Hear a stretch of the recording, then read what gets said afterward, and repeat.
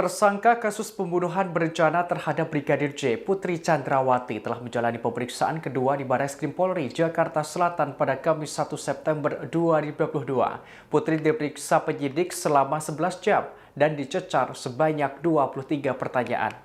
Dikutip dari tribunnews.com, kuasa hukum Putri Chandrawati, Arman Hanis, memberikan penjelasan. Diakuinya, Putri mulai diperiksa pukul 13 waktu Indonesia Barat hingga pukul 23.45 waktu Indonesia Barat. Arman menerangkan kliennya dicecar sebanyak 23 pertanyaan.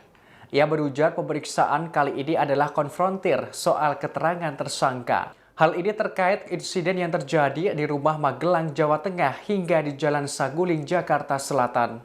Menurut Arman, Ferdy Sambo tidak dihadirkan dalam pemeriksaan ini, namun 3 tersangka lainnya dihadirkan, yakni Baradae, Bribka RR, dan KM. Diketahui setelah menjalani pemeriksaan kedua ini ternyata Putri tidak dilakukan penahanan. Polisi membolehkan Putri pulang ke rumahnya. Dimulai jam 1 sampai dengan jam 12 kurang 15. Ada 23 pertanyaan. Pertanyaan itu konfrontir terhadap tersangka. Materi penyidikan serahkan tanya ke penyidik.